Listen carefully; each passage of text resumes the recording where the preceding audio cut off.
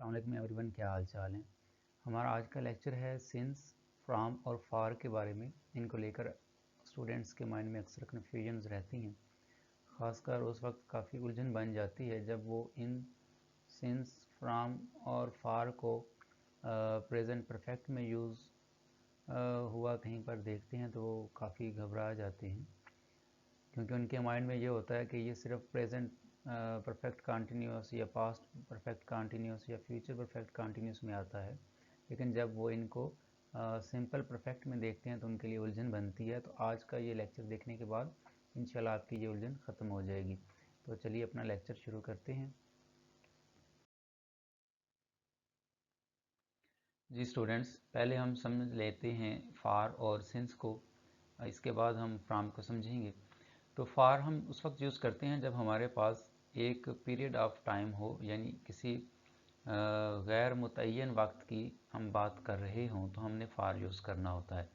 और सिंस हम तब यूज़ करेंगे जब पॉइंट ऑफ टाइम यानी किसी एग्जैक्ट पॉइंट की हम बात करें कि फ़लाँ टाइम, ठीक है, इतने बजे उस दिन, ठीक है, तो हमने फिर सिंस यूज़ करना होता है। ठीक है, आप इसको यूँ समझें, मिसाल है ये एक टाइम लाइन है मेरे पास और इस पर 1 से 12 तक जो हमारे घंटे होते हैं वो सारे लिखे हुए हैं। ठीक है,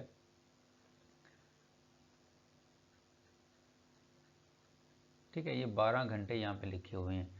अब आपने क्या करना है, आपको अगर किसी को कुछ बताना है कि मैं पढ़ रहा हूँ, कितने बजे से पढ़ रहा हूँ, आप मिसाल कहते हो कि मैं 2 बजे से पढ़ रहा हूँ, तो दूसरा बंदा फ़ौरन समझ जाएगा, एक एग्जैक्ट टाइम आपने बताया है कि आप इतने बजे से पढ़ रहे हैं। ठीक है, लेकिन अगर आप कह देते हैं मैं 2 घंटों से पढ़ रहा हूँ, अब कौन से 2 घंटे, आप कहते हैं मैं 4 घंटों से पढ़ रहा हूँ, कौन से 4 घंटे भाई, 8 से 12, ठीक है, 2 से 6, कौन से 4 घंटे, कोई पता नहीं।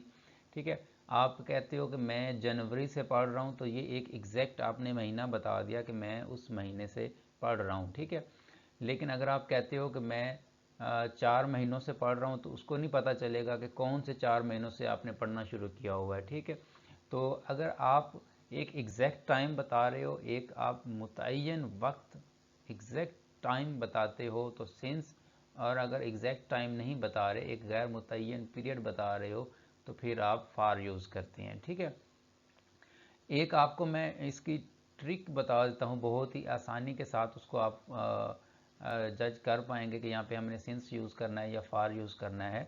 वो ये है कि हमारे पास एक वर्ड होता है न्यूमेरिकल एडजेक्टिव। ठीक है, इसको आपने याद रखना है। न्यूमेरिकल एडजेक्टिव होता है और एक होता है आपके पास लफ्ज़ आर्टिकल। ठीक है, आपने क्या करना है, न्यूमेरिकल एडजेक्टिव्स और आर्टिकल्स को जहन में रखना है। जिस जगह आप देखो कि टाइम है आगे और टाइम से पहले आपको ये चीज़ मिल जाए या फिर आर्टिकल्स मिल जाएं, तो वहाँ पे आप समझ जाएं कि सिर्फ और सिर्फ फार ही आप यूज़ करोगे। ठीक है, लेकिन अगर आपको टाइम से पहले ये चीज़ नहीं मिलती तो फिर आपने ऐसी सिचुएशन में सिंस यूज़ करना होता है। ठीक है, ये एक ट्रिक है, आपके काम आ सकती है, लेकिन आपको एग्जैक्ट कंसेप्ट का भी पता होना चाहिए कि सिंस हम एग्जैक्ट टाइम के लिए यूज़ करते हैं और फार जो होता है वो एक गैर मुतय्यन पीरियड ऑफ टाइम के लिए हम यूज़ करते हैं। ठीक है, तो मज़ीद आप देखें एग्जांपल्स कि कहाँ कहाँ पे हम फार यूज़ करते हैं। मिसाल है फार 20 मिनट्स। अब देखें कौन से 20 मिनट्स कोई पता नहीं। अगर कोई कहे कि मैं 4:20, तो वो बंदा समझ जाएगा कि कहाँ से 20 मिनट से आगे की बात वो कर रहे हो आप। लेकिन अगर आप 20 मिनट्स कहते हो तो उसे नहीं पता कि 30 to 50 की आप बात कर रहे हो या 10 to 30 की बात कर रहे हो। ठीक है, तो उसे क्लियर नहीं होगा। तो आपने इसे ये कोई एग्जैक्ट टाइम नहीं बताया, आपने एक पीरियड बताया है कि ठीक है इतने पीरियड इतने टाइम। ठीक है, अब दूसरी जो हमने हमारे पास ट्रिक थी वो भी आप चेक कर लें साथ साथ कि क्या यहाँ पे कोई न्यूमेरिकल एडजेक्टिव है। न्यूमेरिकल एडजेक्टिव्स क्या होते हैं, यही न्यूमेरिकल एडजेक्टिव्स होते हैं जो किसी गिनती की तादाद को रिप्रेजेंट कर रहे होते हैं। ठीक है, मिसाल है 1 2 3 100 1000, ये सारे आपके न्यूमेरिकल एडजेक्टिव कहलाते हैं। तो यहाँ पे ये 20 एक न्यूमेरिकल एडजेक्टिव है और उसके बाद टाइम का एक दिया हुआ है वर्ड। तो आप देख लें कि न्यूमेरिकल एडजेक्टिव है तो सर ने कहा था फार यूज़ करना है, तो फार यूज़ कर दें आप। इसके बाद दूसरे नंबर पर लिखा है जी 2 मंथ्स।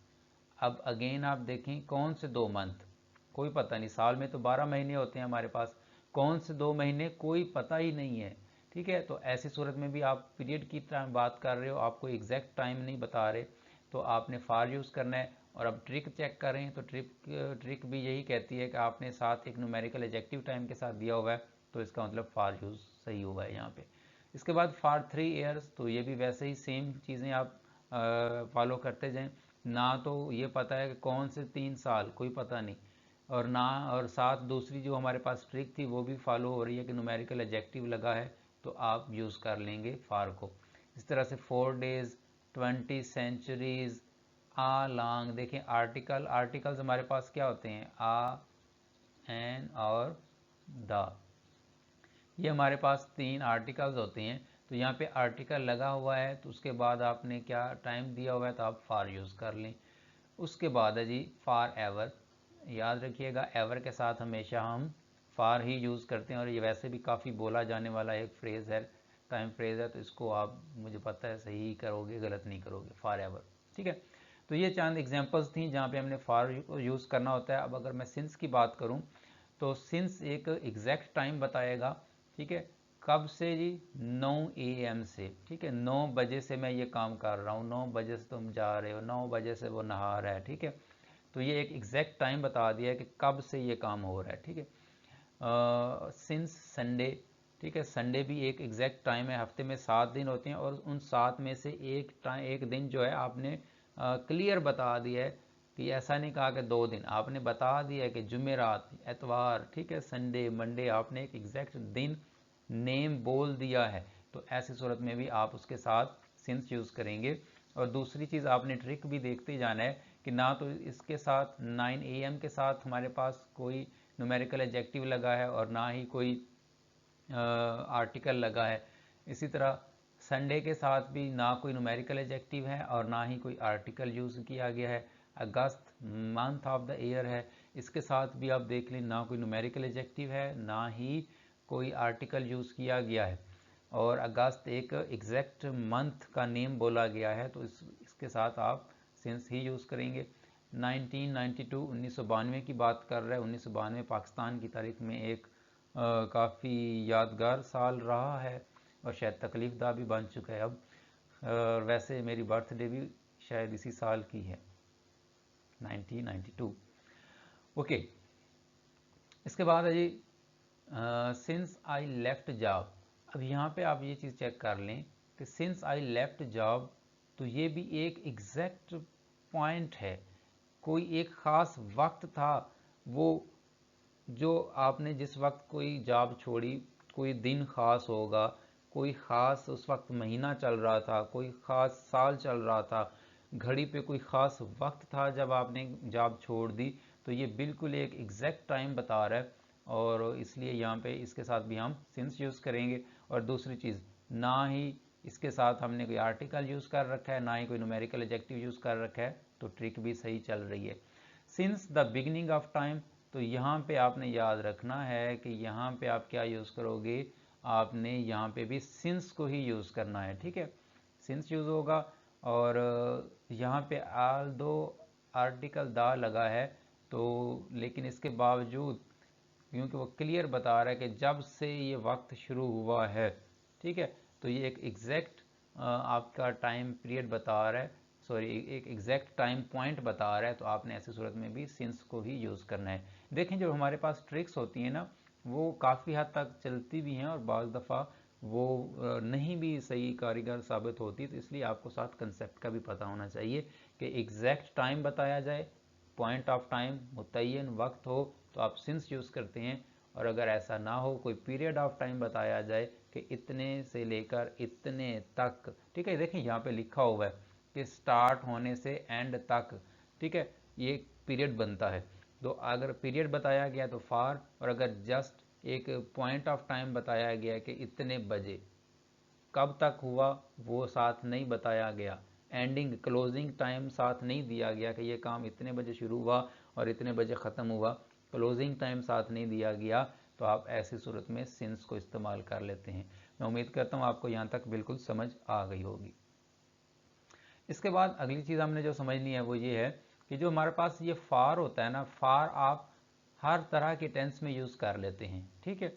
आप इंडेफिनिट में यूज़ करें, कॉन्टिन्यूस में, परफेक्ट कॉन्टिन्यूस में, ठीक है, पास्ट में, प्रेजेंट में, फ्यूचर में, आप किसी भी टेंस में फार यूज़ किया जा सकता है।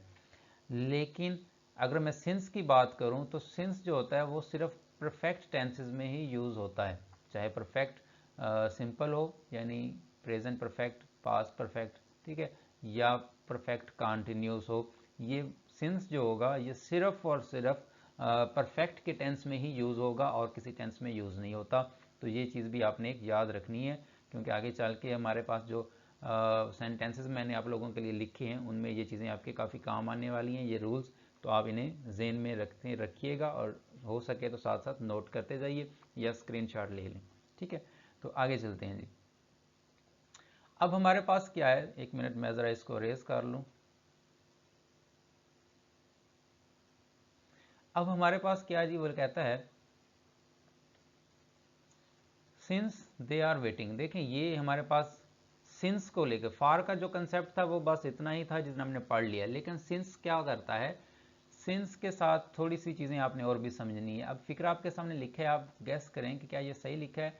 Since they are waiting I am going, क्या ये फिक्रा ठीक है? ये फिक्रा ठीक है या गलत है? ये फिक्रा बिल्कुल ठीक है।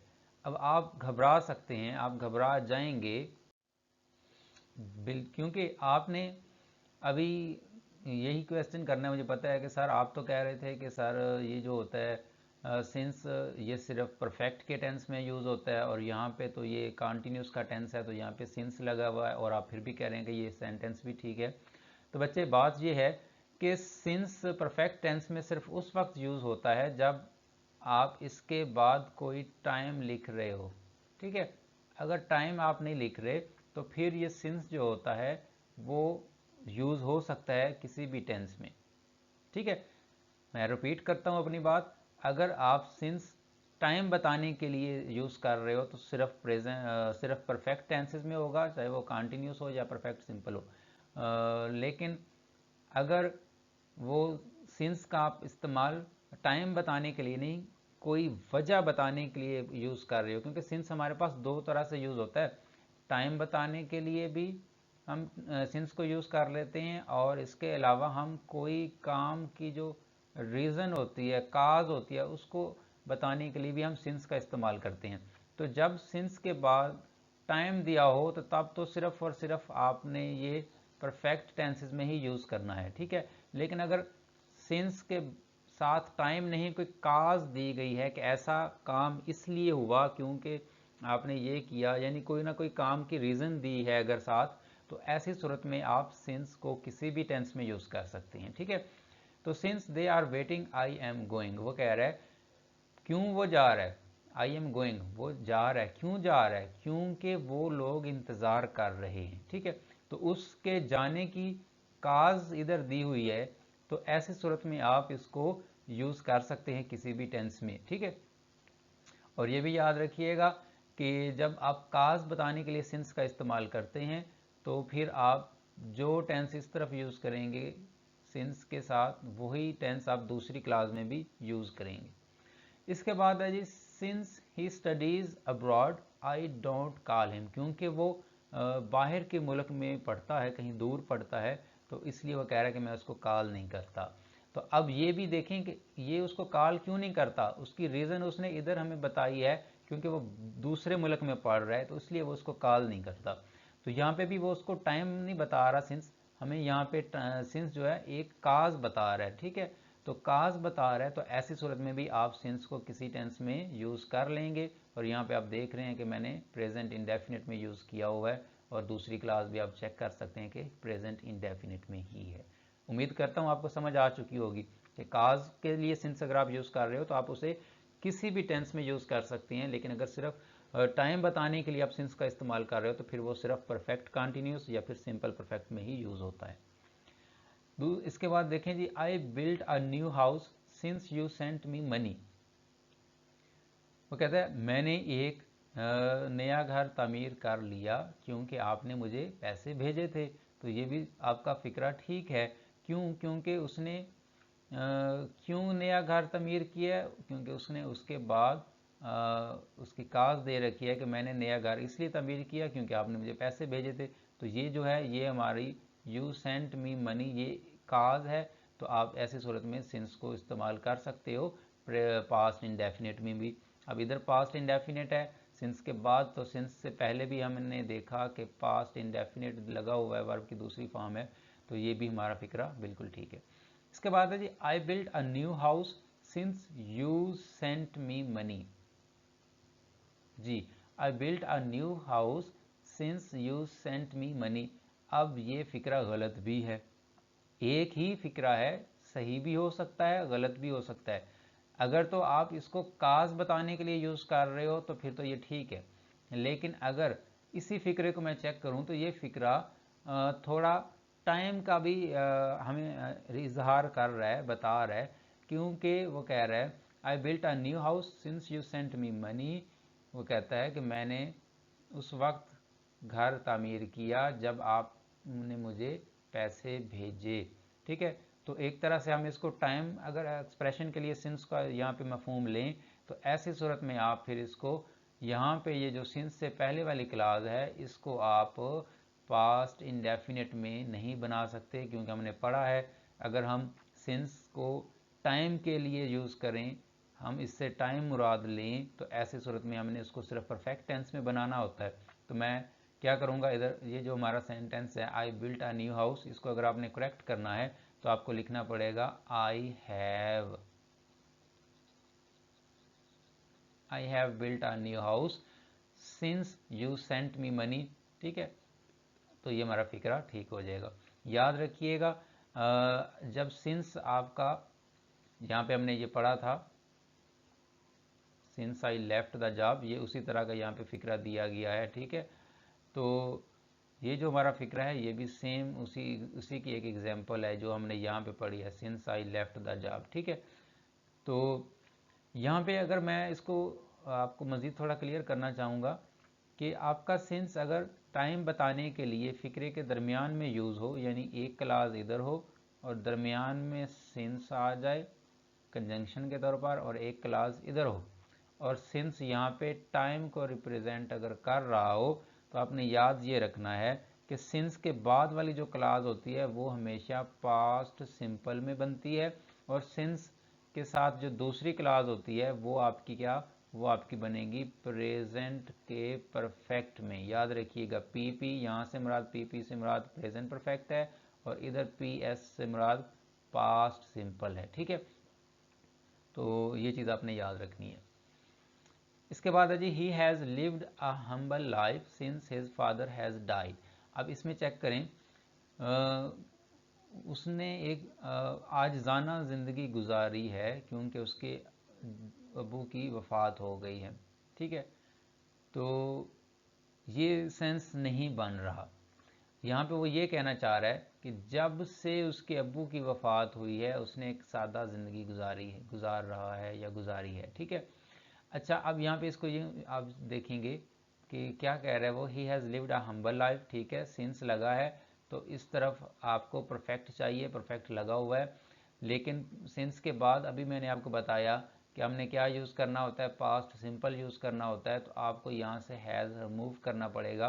आप लिखोगे सिंस हिज फादर डाइड। ठीक है, हैज़ जस्ट रिमूव हो जाएगा यहाँ से।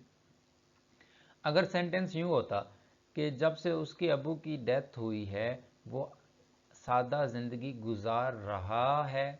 ठीक है, तो यहाँ पे फिर गुजार रहा, क्योंकि अभी भी वो गुजार रहा है सादा ज़िंदगी, तो फिर हमने यहाँ पे हैज़ के बाद बीन का भी इस्तेमाल करना था, तो फिक्रा ठीक हो जाना था। यानी he has been living a humble life. ठीक है, यहाँ पे लिव्ड के साथ लिव्ड ख़त्म हो जाएगा अगर आप बीन लगाओगे तो। He has been living a humble life since his father died, ये भी सेंटेंस हमारा बिल्कुल ठीक होगा। और he has lived a humble life since his father died, ये भी हमारा सेंटेंस बिल्कुल ठीक है। ठीक है, तो चलिए आगे चलते हैं। अब यहाँ पे आपने ये चीज़ भी याद रखनी है, एक चीज़ आपके लिए और भी है अभी यहाँ पे, वो क्या है जी, वो भी मैं आपको बता देता हूँ।